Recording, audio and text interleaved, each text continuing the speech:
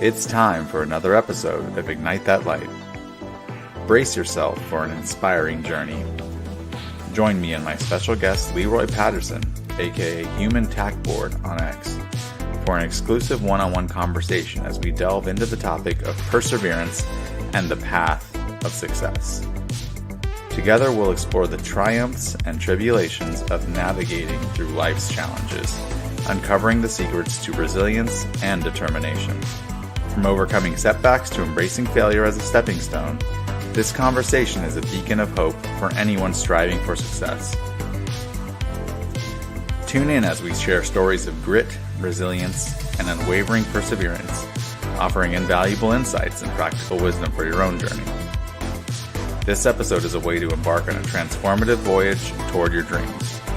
Don't miss out on a dose of inspiration as we talk about perseverance this Tuesday night on Ignite That Light. Hey everyone, welcome to Ignite That Light. Normally we do a countdown at this point, but we don't need to. As you see the guest here, he's waving to the audience here. I want to introduce him. First off, again, thank you, Leroy, our guest here. Let me actually officially change this up to you can stop waving whenever you want, my friend. It's up to you. We're going to change over.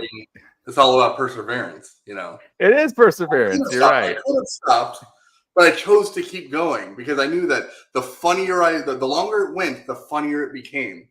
It was very funny. I admire that. You did it the entire time that commercial was playing. So I admire. I don't know when that ends. I mean, yeah, there was a logical end point, but it could have stopped at any time, and I don't want to be like, see, the joke has to land, so you just stick through the whole thing. That's what life's about. I admire your perseverance, Leroy. Yeah, I want to welcome everyone to Season 2, Episode 2, Ignite That Light, Perseverance and the Path of Success. I'm super grateful for everyone being here. Again, the key concepts or the focus of this podcast is to motivate, inspire, and connect with other people. And the person I have here, my guest, Leroy, here, he's an amazing person, an amazing human being. He's been through a heck of a lot. And I'm talking about you, brother.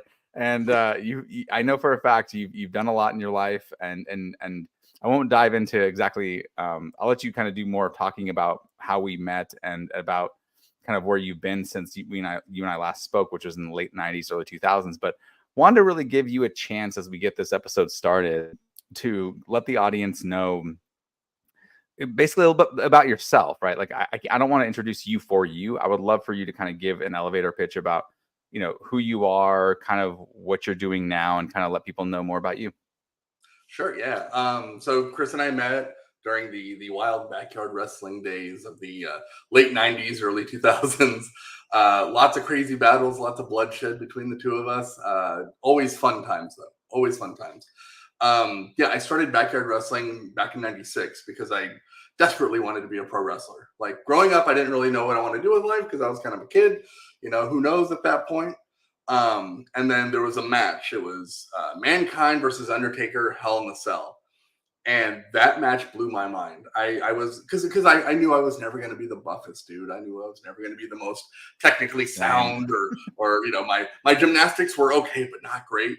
So I never thought that there was really a future in pro wrestling. And then I see someone like Mankind, like Mick Foley, do this just amazingly physical thing that, but it was more of a pain tolerance thing. It was more of like an impactful thing. And I was like, I could do that. If that's what people like I feel confident that I could do that, not all the other stuff. And so, but knowing that was a path that I could take, it made so much sense to me. And I was like, I want to be a pro wrestler. That's what I want to do with my life. I was 15, 16 when that happened. So I started backyard wrestling with friends and we loved it. And then that became a huge thing. And we did like MTV True Life on the Backyard Wrestler. It was filmed at my house with my friends and family and parents and stuff. I'm on the cover of Best of Backyard Wrestling Volume 2. Like so many. The video game, right? Yeah. I'm in footage from the video game. If there was a third game, I was in talks with the producer to be a playable character, but a third game never came out. So missed opportunity. Such a bummer. But so the backyard stuff went great, and I was like, I want to go pro, but I was under 18 at the time. No school would take me. Finally found a school, the infamous XPW. School was about to open up. So at 17 years old, got my parents to sign a waiver, and I went in and trained there for a year, and then made my debut in like 2001 at Damage Inc. and against Vicious Vic Grimes, and like that was friggin' awesome, and it was great. But it was also it was a crash course in wrestling that like it took a few shows of me wrestling to realize like I don't want to be here. I don't want to do this. Like I loved backyard wrestling because it was friends and it was fun, and it's like let's work together to put on a cool thing. And like pro wrestling, especially in XPW, it was like egos clashing and weird backstage drama and seeing my heroes like just like shells of people, you know, just barely human at that point, just because they had gone through so much. And I was like, I don't want that. And it sucks because in life you work so hard towards a goal and then you succeed and you get there and people will give you advice and help getting to your goal. But if you get to that goal and you realize you don't want it, because how would you know unless you're there? You freak out a little bit. You're like, well, I worked for years to get here, and the opportunities I have here, people would kill for. Like it was a big deal. And I was just like, I don't like this. I like everything out in the ring. I like the performance. I love that aspect of it. I just hate all the backstage drama and the weird ego. There were some great people there, but it was very not for me. And that's such a hard thing to deal with. But moving on. From there, pro wrestling. Then we started a viral video stunt team called No Mercy Video. We had over 100-something TV appearances of us. You guys were big. Getting hit with cars and stomping on each other's head on the CDs and curbs and whatever. Really dumb stuff. From there, I went to stunt school in Australia and became like a legit stunt guy and started doing stuff in like B horror movies and stuff and you know wherever I could get fun. Bunch of stunt stuff there, and then that pivoted into reality shows. So I had done the MTV True Life, and then from there, I really liked how that turned out and how everything went. And then I finally got on a show called Solitary, which was on Fox Reality Channel, and that thing was wild. It was like Saw, the reality show. It was messed up. It was great though. And then from there, I did like America's Got Talent, and then that opened up so many doors for me. I did America's Got Talent, Germany, Italy, France, Romania, Spain. I've done the Gong Show, the Go Big Show, then any crazy talent show that'll accept someone headbutting thumbtacks. They bring me on. That's you. And then then America's Got Talent also led to me doing a bunch of stage shows in Hollywood. And so like once or twice I go to Hollywood and do some kind of really stupid stunt or some comedy bit or improv or whatever. And then after that, I worked for Full Moon Features, which was growing up my favorite movie company in the world, and I got to work there for a couple of years. First, I worked in the shipping room, and then worked my way up to video editor, and then got to do that and then work on a bunch of films, and that was awesome. But then from there, I jumped ship to Fox ADHD, which was a really cool animation studio. And then after that, they shut down after a year. So then we all became Giphy Studios, and that's where I've been for the last like 8 or 9 years now. Is Giphy making animated GIFs. That's my job. Is I get to sit and make goofy clips and animations and stuff all day, and it's so cool. Freaking awesome. Yeah, dude, I'm jealous in so many ways of what you just talked about. Like at multiple points, I wanted to stop you and interrupt you because of what you were talking. You can go back and talk about whatever you want. Yeah, happy to do it. Well, first off, I have a friend here on X, Sad Panda. That Sad Panda, I guess, is X. That Sad Panda X is officially her username. And we have this debate, and I've asked a couple of my friends. Yeah, sorry, excuse me, Twitter. Yeah, you can't really say that with this. I don't want to get shadow banned, so I got to use the official term. I get it. But she and a couple of my friends as well, Stephanie, Ben, we have this argument over how to pronounce that word, GIF. And I'm sure you've had this debate. I'm sure you've heard it, right? And I'm curious to know your thoughts on how do you pronounce GIF. The main thing to take away from all this is I don't make peanut butter. So I don't work for Jiffy. I work for Jiffy. It's a GIF. It's a hard G for hard G's. It's hard G's. No, so and I get the debate. I get that the creator of it insists that it's GIF because he just likes the way it is and he likes the peanut butter. Whatever the deal was, I get it. But you don't hand people GIFs for Christmas. Like I like to stick within the realm of the language that we've all kind of agreed upon and that we've all been working with. And for me, it's GIF. I try not to give anyone shit. If I'm sorry, can I curse? Yes. Did I restrict the? Okay, cool. It's okay. Yeah. I mean, I try not to give anyone crap if they say GIF, just because, hey, that's what people want, and it's not a big deal at all. So, Yeah. but yeah, Yeah. I will. If it's a friend, I might hit them if they say GIF. Awesome. There are people that will like actually like seriously tell me GIF all the time, just because they know that deep down inside I'm like, I get the little eye Yeah. twitch going, and They know that it causes some consternation if you pronounce it the wrong yeah, way. Yeah, yeah. no, I They hate appreciate me a you little bit. clarifying that. Yes. Appreciate Yeah. you clarifying that. I'm having my marshmallows here. I told people I was eating marshmallows. I really meant it. I'm following up on that. But in the meantime, I wanted to ask you, as we kind of go through this being a little more serious, right, about the idea of perseverance and the topic at hand. We have some, there are some questions that people ask me, and I'm curious, and I'll ask them to you as well. But Yeah. before we even get to that part, I think it makes sense as we have these conversations to define what perseverance is, because I don't think we can have like a really robust and meaningful conversation unless we really can agree on the definition of it. And so I'll let you kind of give your thoughts on what perseverance is. I'll give mine, and then we can kind of move forward from there.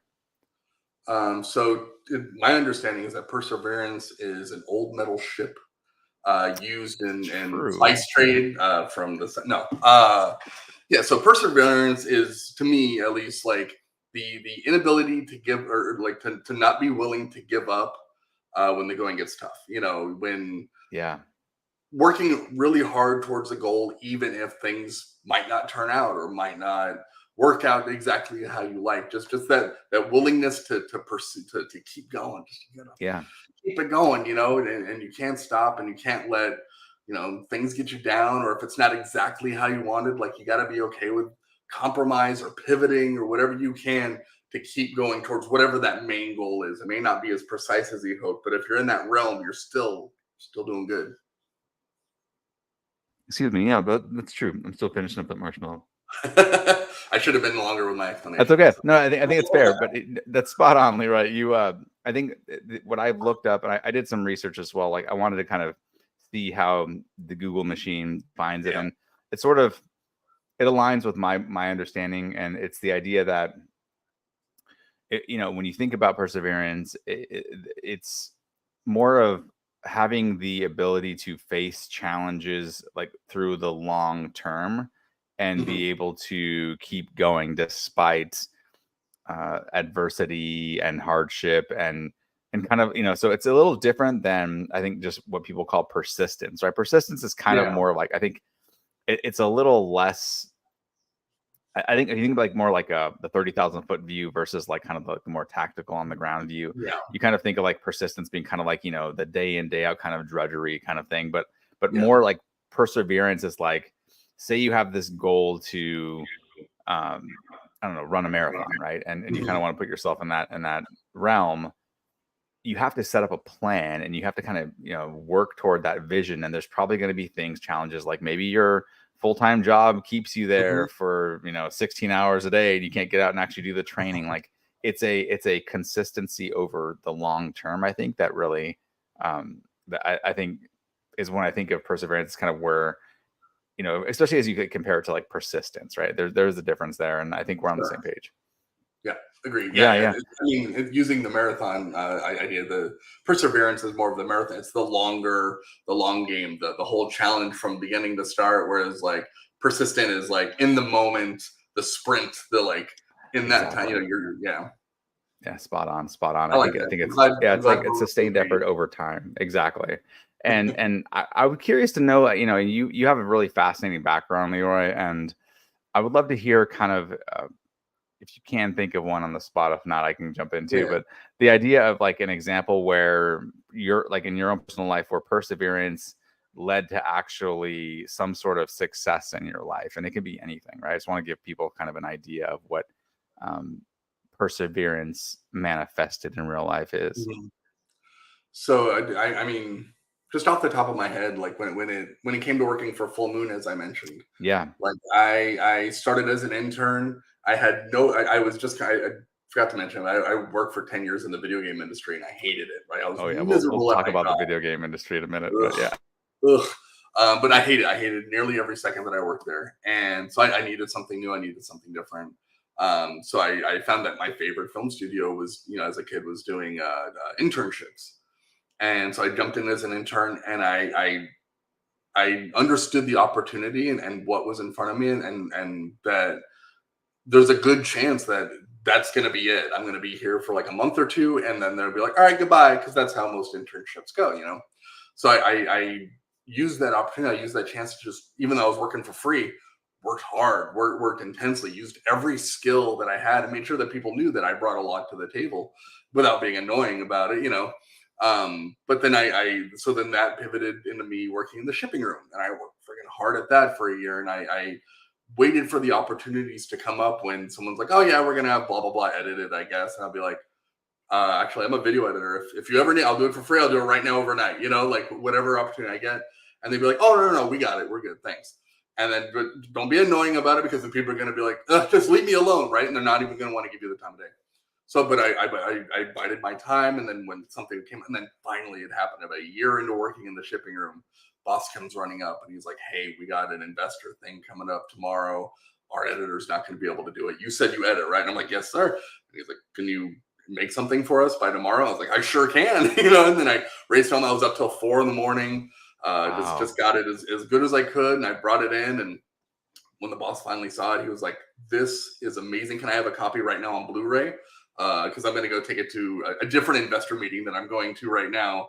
I want to have it ready for that, and then we're going to upload it for another thing tonight. So and then they started throwing me more and more work, and it became a bigger thing, and it just kept. And then I got out of the shipping room and got my own office as an editor, and did that for like 2 years, and it was great. And it was such a learning experience too, because I always wanted to work in the entertainment world, and I thought video games was the way to do it, and I hated it. Yeah.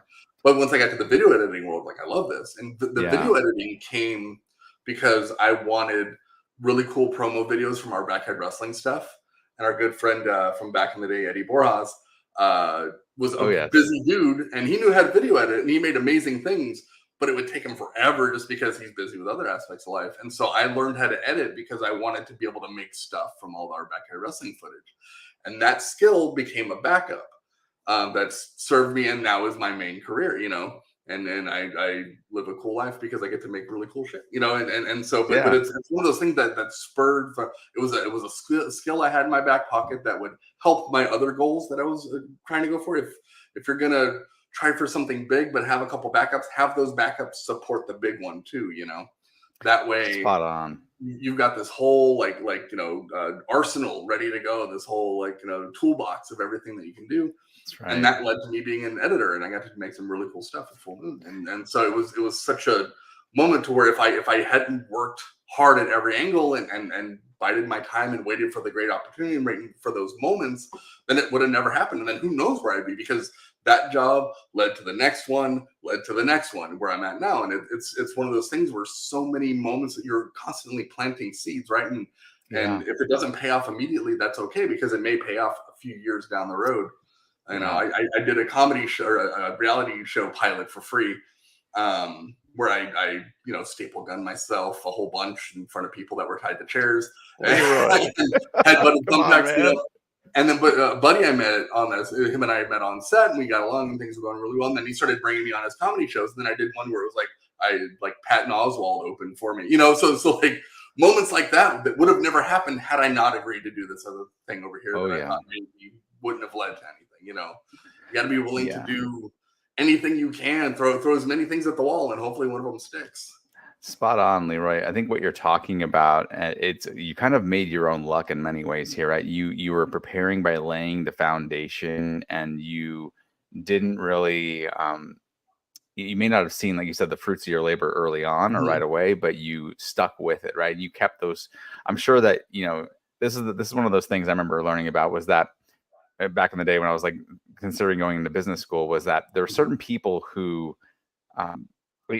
when you realize what the younger generation, and you were younger at that time, what they're doing when they're not working, like what are they doing? What are they spending their time on? What are they focused on? Because that's really, that's the thing that that's the thing that motivates them. And that could be the next big thing for them, right? Like for you, I guarantee like what you were doing in your downtime was probably doing your own personal video editing, or trying to, right? Like you were honing your skills Yeah. in your downtime and getting ready for that moment. And we can't, I don't think we can really overstate the importance of that being prepared and doing the groundwork first. And that's kind of what I'm hearing you say. And it's a really awesome Mhm. story that you have, because you learned a lot in that process too. And it reminded me also of I don't know the history of Nine Inch Nails, of Trent Reznor, and kind Mhm. of how he became officially Nine Inch Nails, and how he created his first album. Right, he was a janitor, I think, in the at TBT Studios, I think somewhere in like Cleveland, Ohio area, if I remember Mhm. correctly. Reading this again, I don't have it in front of me, but my understanding of the story is that he was a janitor overnight at a music studio, a recording studio, and he said, like, I can do this, like I can do the recording that they're doing during the day, like I don't, Yeah. like I can do this, I know I can. I just need a time to kind of learn the tools, and to I need just the kind of the time to, we didn't have the money to kind of like, for like an hour of recording or 2 hours of recording time in the studio. But like, guess Mhm. what? He had access to it overnight.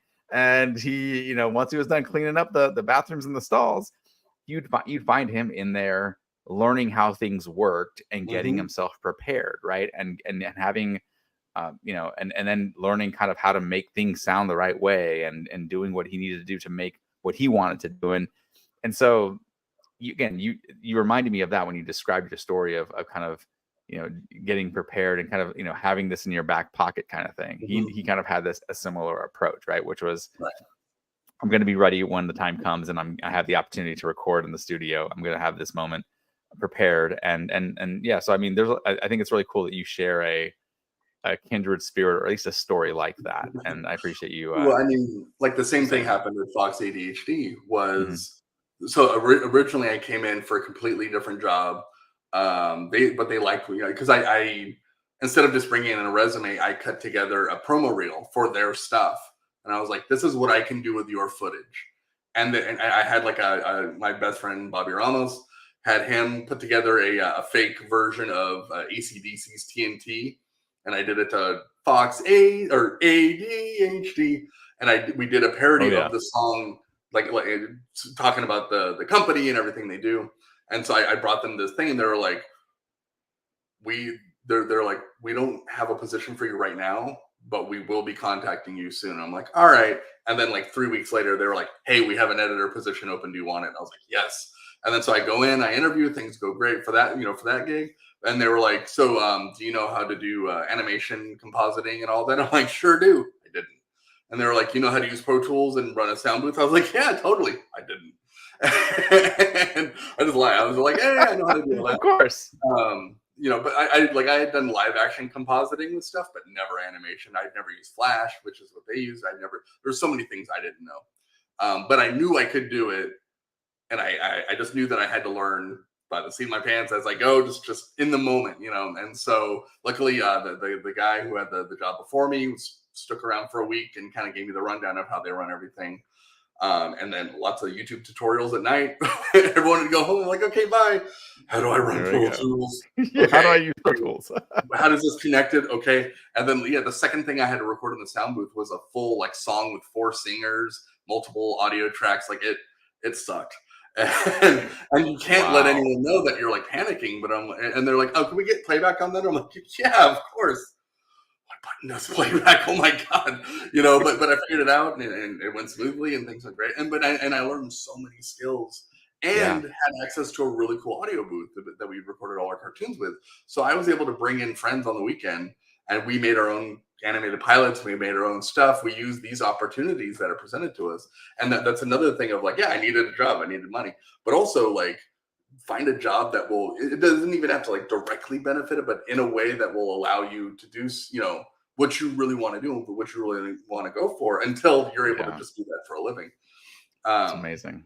but yeah, it's just jumping into opportunity, not being afraid, because I mean, so like the worst that could have happened is I couldn't learn it, I couldn't figure it out, I'm too dumb, couldn't figure it out, then they fire me, oh well, moving on, right? And that sucks for them, but um it's just one of those scenarios where you have to try, you have to go for it and make it work. And it worked out great. And it's led to so many other really cool things that if I was too scared, or I was like, oh no, I don't know how to do this, then I would have lost out on all that. If I had any doubt and any worry, then it wouldn't have worked out. And who knows what I'd be today. No, spot on. I think what you're describing, Leroy, I mean, it ties in really nicely, I think, with this topic, right, of perseverance, because you could have easily said, even if you got your foot in the door right there and you said, I'm going to try doing this stuff, but you could have easily said, like, I'm going to give it a shot and I'm just going to kind of do like the basic. I'm basic stuff. I'm not going to actually put in as much work and effort as maybe I could, right? Like, you could have just said, I'm going to do what I can. And it looks like, before I forget, it looks like there's before I go any further, Kevin says he calls you Larson. Oh yeah. Our good buddy, the Black Eagle, says we need a Black Eagle gift. Eagle. That's right. What a backyard wrestler. Remember when he broke his toe in the parking lot of what was my God. Or something? We have stories. So many stories. Broke his toe in the concrete. That was funny. Yeah, but going back to, he kind of sidetracked me with that comment, but he's amazing. But yeah, what we were talking about here, you've kind of summed up kind of perseverance in a sense, because you could have just like done the basic bare minimum and said, like, I'm not going to really spend the extra time to kind of learn this tool or these tools. I'm here. I could have rested on my laurels. I could have been, you could have done all those things that way, but you actively chose to say, you said to yourself, I'm actually going to commit to this. I'm going to go all the way in. This is what I want to do. And you didn't really know where it could have potentially gone, right? You just sort of, you had to kind of have a degree of faith in your learning ability, which is kind of step one, and your, the fact that, that this would lead to something else. Because I don't think that was necessarily like the end state dream job entirely for you. You love the studio, but like, I didn't know I'd work for an animation studio. Like that wasn't even, in something I thought that I would do, but I loved it. I had a great time there. I had so much fun, made some really neat stuff, and I'm jealous. I wish you and I were in contact during that time, because I would have definitely loved to have an animated pilot as well. I could change it to one of those things. Oh man! So okay, here's another quick story. And this is a story of where like sometimes things don't work out, and it's not your fault at all. So we were working for an animation, or I was working for Fox ADHD. Things were going great. I was working on the shorts team. So every week we'd pop out 2 or 3 shorts. Just constant work, and it was great. It was so much fun. But I had some idea for shorts, especially because we were dabbling a little in like the long form, or not long form, but doing like series, having episode 1, 2, 3 of like a little 4-minute cartoon. And I was like, oh my God, I've got so many ideas for this kind of stuff. And so I had pitched 2 different series. One was based on a place I was wrestling at, Freak Show Wrestling. And then the other one was kind of a Power Rangers parody, but everyone was really incompetent and in their 40s and 30s and stuff. And so I made full like animation Bibles that had every detail of the show. I had all the scripts written for each episode. I went in hard, right? And I just, bam, here's my stuff. And I pitched them, and they were like, these are awesome. I got a lot of really good feedback. I made some adjustments. But they ultimately, they're like, let us talk this over. And we'll let you know as soon as possible. And so every other day I'd be like, hey, how's it going? Any updates? They're like, no, we'll let you know soon. Well, it turns out they strung me on for 2 months because they knew that they were about to close the studio, and they couldn't tell me because I would, of course I'd leak it there. Hey, we're all about to lose our jobs 3 days before Christmas. So it was one of those like rough moments where, it was the right thing, right place. It was the right project, just the wrong time. Had I done this months earlier, then it would have, who knows, maybe the series would have gotten picked up or something. Yeah. But it didn't work out at that time. And that's okay, because then I took those and I made one of them somewhere else. Like you got to pivot. Sometimes things are just out of your control. No matter how, I could have worked nonstop 24/7 on that project and pitched the coolest thing they've ever seen, and it wouldn't have mattered because the studio wasn't going to be around. And that's okay. I learned a lot working on that pitch, both when it came to pitching projects and when it came to, putting all your ideas on paper and in a visual format. Like I learned so much that it was so valuable that led to many other really cool things that happened down the road. So I'm not sad that it happened, because I learned a ton from it, and Yeah. and in the meantime got to make some cool stuff anyway. So That's you can't let yeah. those moments get you down and beat you down. You have to be persevering. You have to pivot and find maybe another direction. So like we took those Yeah. pilots ideas and similar things to a thing called Channel 101, where every month they'd put on these like really cool, like, it was a competition where you'd submit a pilot, and if it got picked up, then it would compete against all these other little 5-minute pilots, and then whoever won got to go make another episode, and it was, so it gave purpose to these things, and it helped me make stuff, and it led to a bunch of other really neat stuff that I've done because persevering.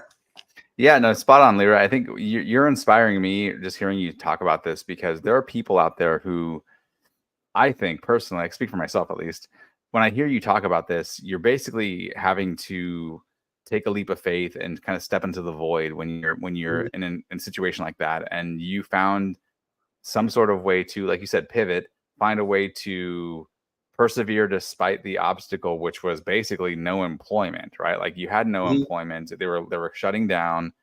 You find out, did you really find out only a couple days before Christmas? Is that true? Yeah, it was like 3 days before Christmas, and everyone, That's insane. they got rid of everyone except for 7 of us to finish the Jaden Smith cartoon Neo Yokio.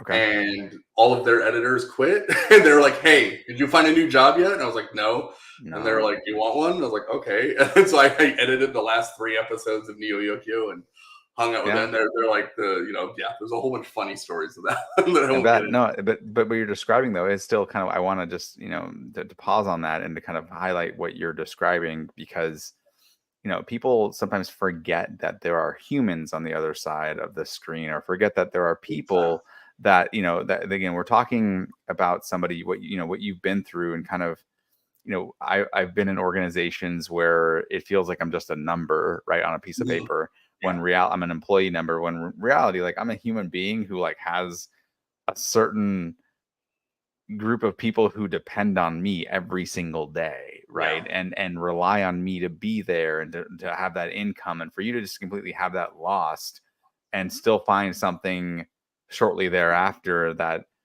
you looked forward to, right? This Channel 101 thing that you're describing, like that's really cool and neat and exciting, and that I can see how that would inspire you. But I think just you describing like how you've been able to take these moments of adversity and overcome them, to me that speaks volumes about your character and about just your perseverance, right, and your ability to persevere. Because some people would have said, you know what, like, that's it, I'm filing unemployment, I'm gonna sit on my duff, and I'm gonna open up the bag of Doritos. Let me tell you, they have a spicy Cool Ranch that's amazing nowadays, Leroy. Like, I love those The flavors, I tell you. It's amazing. And Like, I might do that for a day.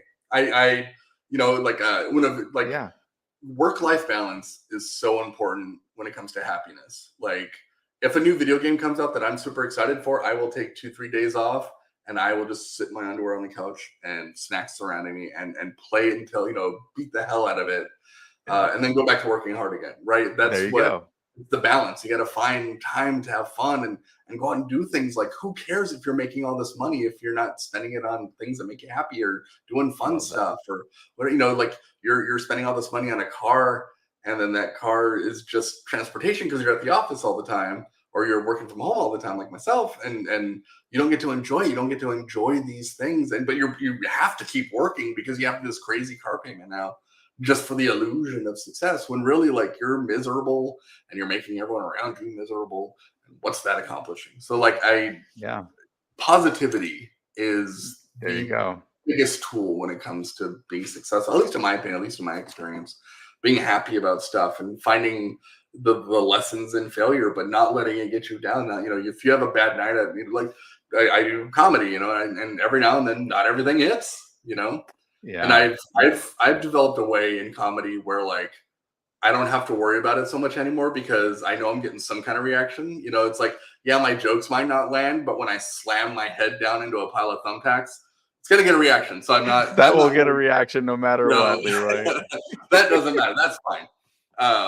But I've tried to do comedy without that, and it's tough and it's scary, and but doing it, and even if you fail, learning, okay, well, maybe this thing didn't hit, why didn't this work, and working it out, and workshopping it and bringing it back even Yeah. better, then it starts to hit, and then it starts to do better, and then you just learn, and you build from there. And that's what it's all about, is going in with a positive attitude, leaving with a positive attitude, and just trying to make it work, and trying to be happy, and trying to make the people around you happy. I feel that's something I bring to the table, like a big asset, is be happy. Like let's have fun with it, even if it sucks. Like at I worked at Blockbuster for a year, and like parts of it were really fun. I had a really good time, and I made the job fun. And you got to make the things you do fun, because if you're just miserable, people are going to remember that. If you're a hard ass all day, and you're rude, or you're just like grouchy, or just whatever the whole day, and then a cool opportunity comes up, people are like,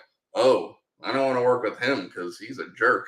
So let's not bring him on. Let's bring this guy. He's not quite as good, but he's gonna bring a lot of positive energy. It's certainly they recognize that. They remember that. People remember those things. They remember those interactions. Spot on. And you bring positivity. You definitely bring the ability to generate a reaction from people. And I think you've just said as much, right? Like you're able to inspire and to get them to exactly. You're pointing at me. No, it's pointing at Jake. Oh, Jay, yeah. Great topic, great conversation. Look at Jay's comments. We got I do want to promote, other people here. Mind Runner, hey gang. We have Just a Panda. She says 100% what you're talking about here. You're talking about being an adult and having responsibilities. Yeah. Exactly.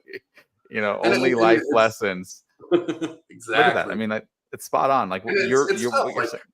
Yeah. Everyone gets into a position too in life where things are easier for some than others, and that's just how it's going to be, right?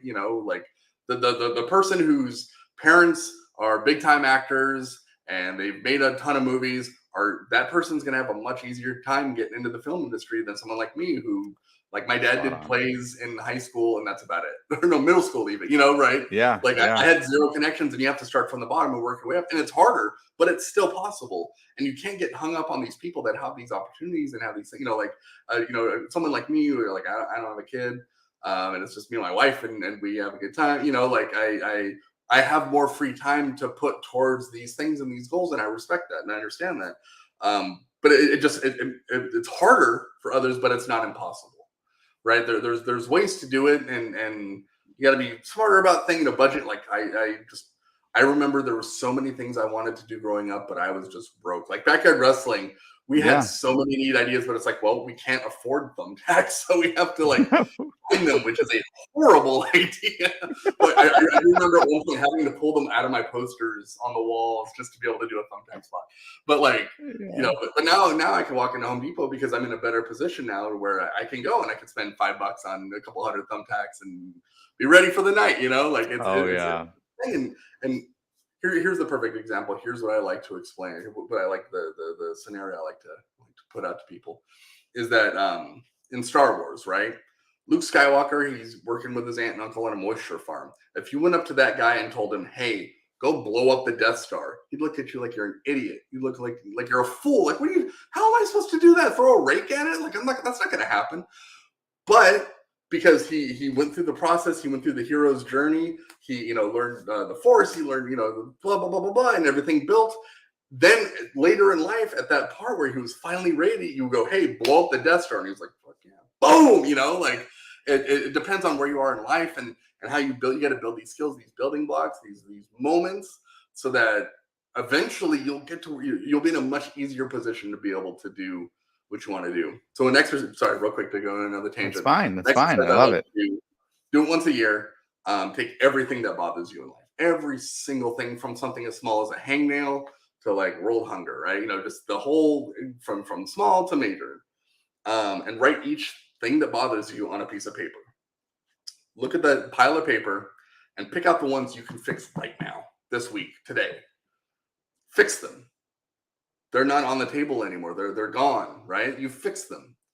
And it can be, like, I'm out of batteries for the remote control on the TV or whatever, it doesn't matter. Fix it, because that's no longer holding you back, because so many people take all of those problems, all that giant pile of paper, and they use it to block their vision. They use it to weigh them down. They can't go do anything because there's thousands of pieces of paper. But if you keep knocking them off the table and keep solving them and fixing them one by one, then eventually you've only got a couple there that, maybe now you're in a better position to fix. Like I wouldn't have been able to, do a thing that I really wanted to do 5 years ago because I wasn't in the position to do so. But now that I fixed a lot of these other problems and solved a lot of issues that I had, growing up, now I'm in a much better position to, because of resources or time or connections or whatever, I can then now do these things. So don't give up on your dreams. Maybe just build a stronger base around yourself so that you're stronger and taller and better and ready to like attack it full on, as opposed to small, a moisture farmer. Now you're in an X-wing ready to go.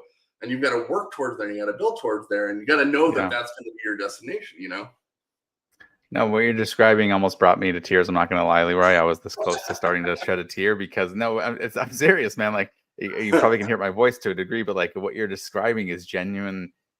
It's a very resonant thing for me, like what you're saying, because it's easy to let those negative things kind of stack up, like you said, right? It's easy to kind of let those things go and feel like they need to be there, like they're automatics, like they're given, they have to be there.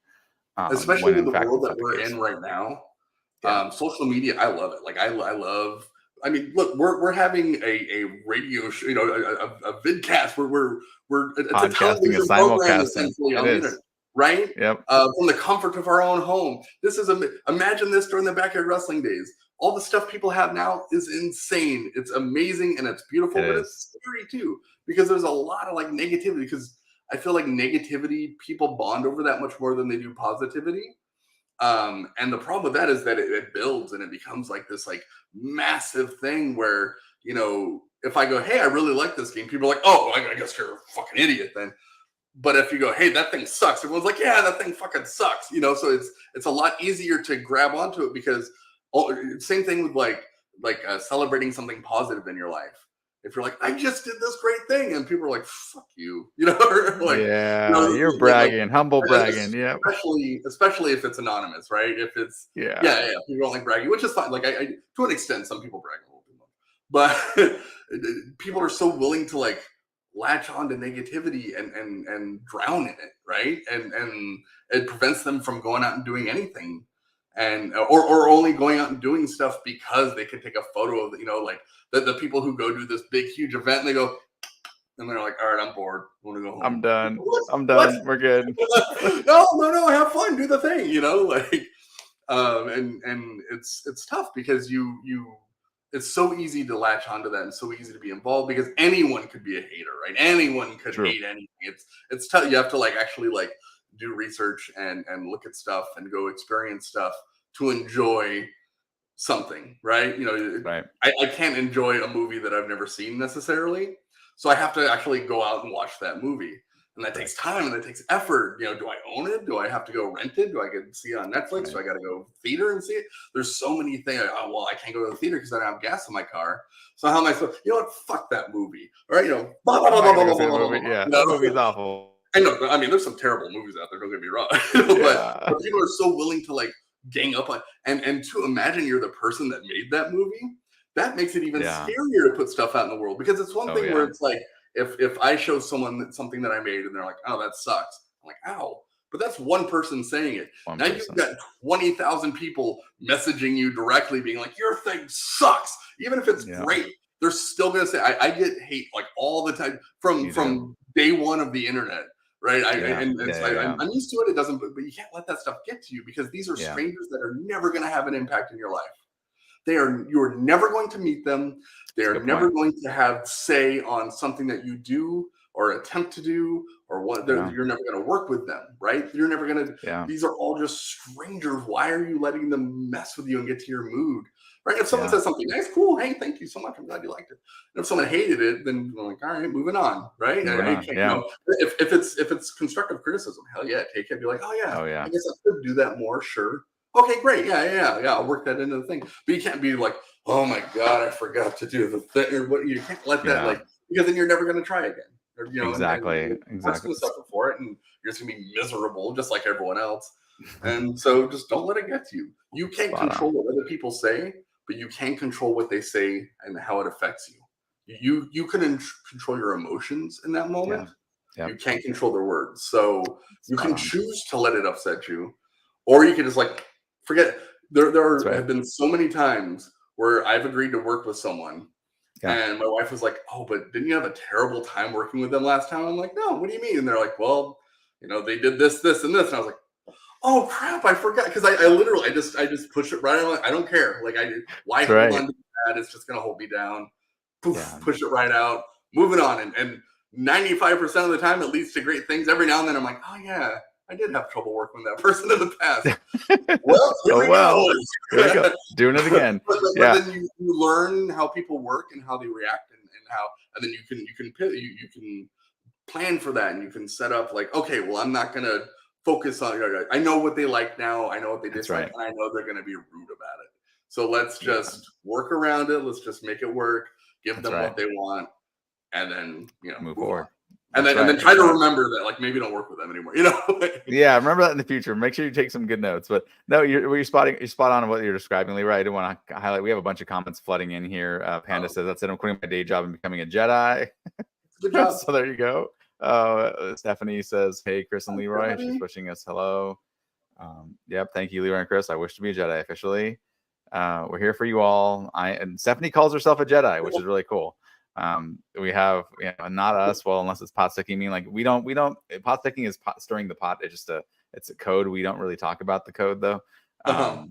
Be your own emotional support gator is a fantastic phrase, Leroy. It's the truth. You have to kind of be selfish, and what Stephanie's talking about is something I think we you have to have some degree of like doing what you want to do above all else, and not let it's like one of my old bosses used to say, like, consider the source of feedback. It was one of these like eye-opening things when I was going into officially into like the public sector, right? Finally not working for the government, but really getting out into the business world.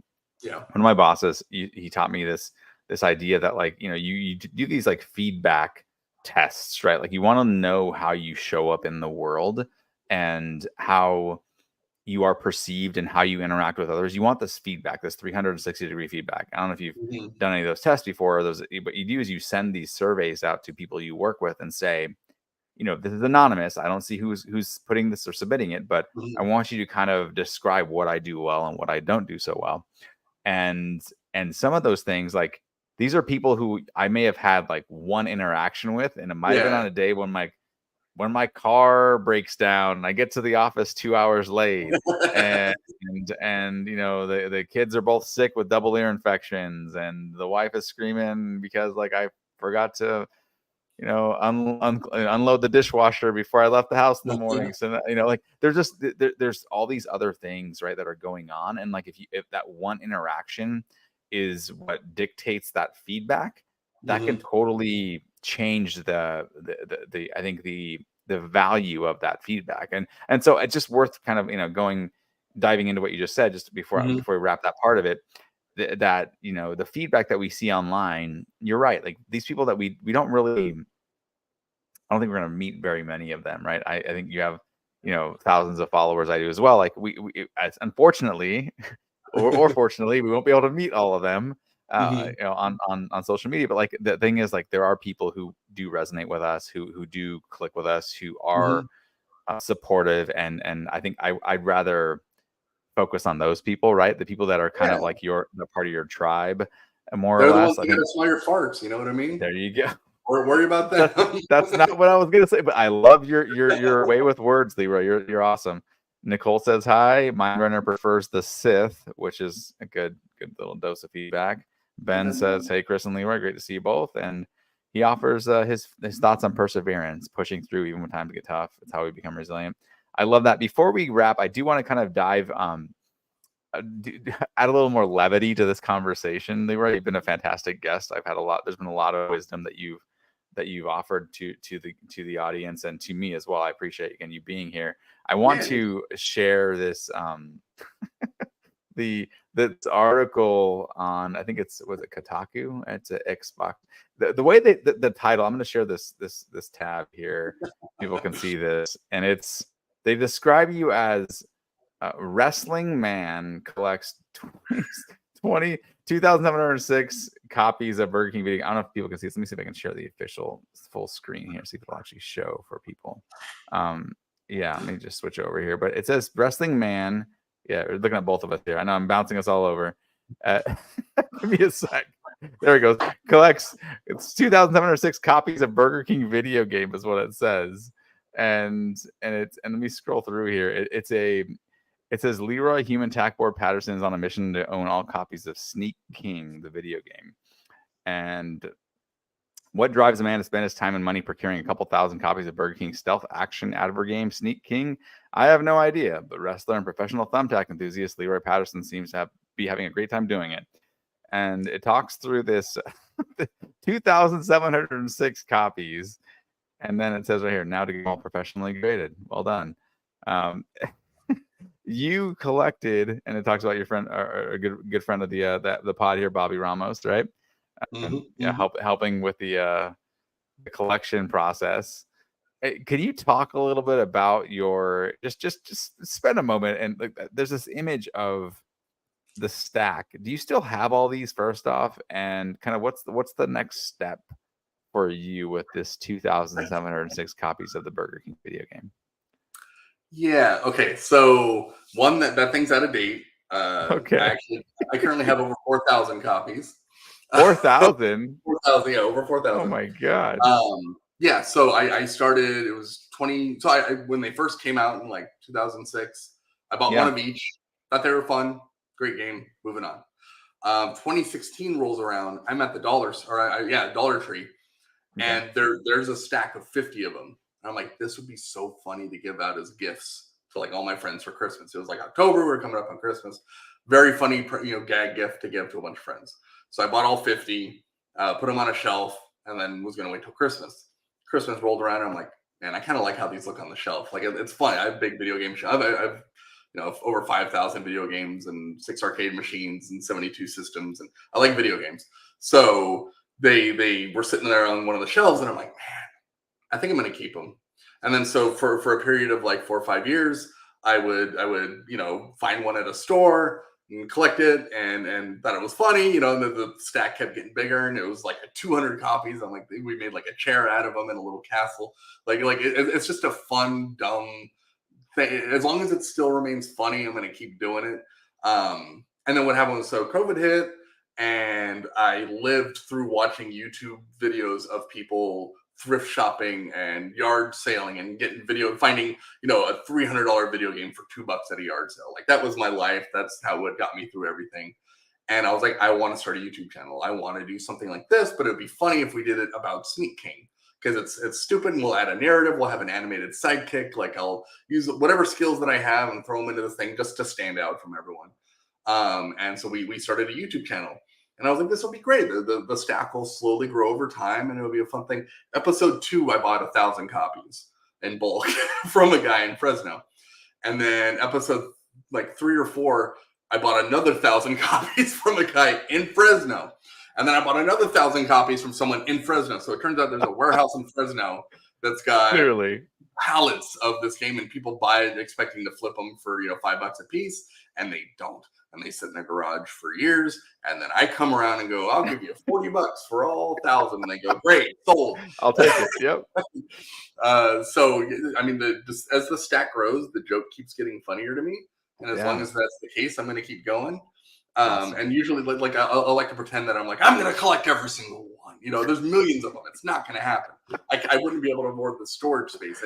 They take up enough space in the garage as is, and the joke is a lot less funny to my wife. So, it's a balance, right? It's a balance. It's a balance, of course. But 4,000, you said over 4,000 copies of this game? 4,000, yeah. We just sold our house. We're about to move into our new one. Awesome. Congratulations on that. There's part of the reason why I wanted to move was so I could have more space for the games. So the new house has a lot more space for games. So we're going to be good in that department. So there'll be more space for more Sneak Kings, but and then the YouTube channel is doing really cool, and I want to make more episodes. They're just so time consuming because I hand animate the character myself, and it takes forever. But we have more stuff filmed, and we have tons of plans. So hopefully we're going to continue that saga and maybe make it to 5,000, 6,000, something, whatever. But yeah, it's something I find funny. It's something that helps me stand out. I mean, you brought it up. People bring it up all the time. I get tagged on every social media under the planet going like, hey, look, they're talking about you again. Yes. And there's a lot of people that like are negative about it, and they make false assumptions. They think that like, oh, well, this guy, that's his entire life is these Sneak Kings. What a weirdo. And it's like, And no, man, they're making fun one, about like they're thinking like you're gonna like try to like flip them all for like hundreds of thousands of right? dollars Yeah. and make yourself millions. It's like, Right. wait, what? So that was always one of the ideas too, is that like at first it was like, look, there was a Pepsi themed Space Invaders game for the Atari. That thing sells for like a couple grand, you know, and that was just a small run. So I thought, look, if this thing becomes worth anything at one point, then I'm sitting on a gold mine. And then if not, it's just a really funny joke, and it's led to some really funny interactions with people. So it's already paid for itself, right? I think it's fun, and life is about doing things that you find funny and fun and neat. Find the joy in life. For all we know, we're only here once. And that can end right now, or that can end 50 years from now. Who knows? But in that time, that is your only time, as far as we know. Maybe, hopefully, there's an afterlife. Hopefully, there's a lot of really cool stuff waiting for us on the other side. But we don't know for sure.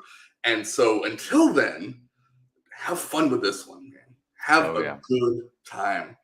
Be happy, make other people happy. Happiness spreads, man. Just be fun and choose to be happy, right? And there's going to be moments where you're sad, and that's okay. Like, feel every emotion. As a human, we are only here for so long, and there are so many songs to listen to. There are so many movies to see, so many experiences to have, and people to meet. So many games to play. Come on, man. Exactly. My all-time favorite game could be waiting for me still. That's right. The best song that I've never heard may be a song that I've never heard yet. Yeah, right. Probably by Justin Timberlake, right, Leroy? Let's be honest. So the greatest Justin of all time, outside of Justin Credible, who we think are just insane. Let's be Justin. Those are two of the best Justins ever. But outside of those two, Justin Timberlake's right there at the top. So you could Cry Me a River, I guess. But you know, there we go. But Leroy, you're spot on though, man. Like what you're describing. Like we have fun. Don't let it live life, have fun. Work hard, play hard, have fun, but don't. There's, and I know we're wrapping up here, but there's too many people put the focus on the work hard part, and they don't get to have fun with all the other things that life provides, right? Like work hard, but work smart too, and make sure every ounce of work and effort that you're doing is put towards your goals, and know what your goals are. Right. And don't be afraid to change those goals. Don't be afraid to pivot if it doesn't turn out how you like it, or if it isn't what it's all what you think it's going to be. Right. You know, and be okay with that. And you've learned a lesson. I've had, you know, the video game career, I've had the wrestling career, and it's all things that I thought I wanted so bad. And it turns out I didn't like them once I got there. It wasn't what I thought it was. But I'm making a video game on the side. I still wrestle every now and then, and I do get to do crazy stuff with my friends. So find what you love about everything, and then find the thing that has as many of that as possible, and go and do it. Make it happen. Because no one's going to work harder for you than you. So you got to go out and make it happen, and help people along the way, because you want help. So help others. Yeah, and I think that's spot on. And I think we will wrap in a minute. But what you're describing is also, I mean, I try to do that with this podcast, right? Try to get people to see that there is some sort of joy in the world. There is positivity out there. We're trying to inspire other people through your conversation with me right now. Even this idea that like you don't have to be stuck somewhere, right? You can pivot. There are opportunities out there for us, for you, for whoever's listening to this episode, right? There are things that can help, you know, you and you just have to be willing to do the work to get there. It's these things you can kind of make your own luck and go on, like, but Leroy, you've put the work in, right, to get to where you are. Sure. I can safely say that you didn't accidentally end up at Giphy, right? You didn't accidentally end up, you know, like you put in these steps, and you didn't know where some of these were going to lead, but you put in the work. That you didn't just expect to be handed this sort of these opportunities, that you were ready for them when they came, but you put in the work. And I think that's really powerful, right? To hear that, you know, you do, there really is no kind of easy on life, unfortunately, but you have to find a way to enjoy life as it's here for you, right? You said like you work hard, play hard, both are super important. And I'm super grateful for your time today. I do want to wrap here and be respectful of your time. You've been an amazing guest today. Anytime. Happy Yeah, to do and it. you've been really insightful. I will wrap with this quote from Winston Churchill: "Success is not final. Failure is not fatal. It's the courage to continue that counts." It's a really powerful and I think popular quote. Most people have heard of that one, but wanted to kind of let people hear that and to recognize that persistence matters, and you will end up on the other side of this challenge, whatever you're facing. If you just, if you're gonna, just spend the time, stay focused, and you'll get there. And have fun. Have fun, of course, along the way. Make people smile. Smile There you yourself. go. You know? There you go. Spot on, Leroy. Thank you so much for your time today. You've been a fantastic guest. We could talk for like hours beyond this, but we will maybe save this for a part 2 of this or in a future episode. But again, thank you so much for your time tonight. Yeah, man. And we'll talk again soon. Bye, everyone. Thanks for watching. Bye.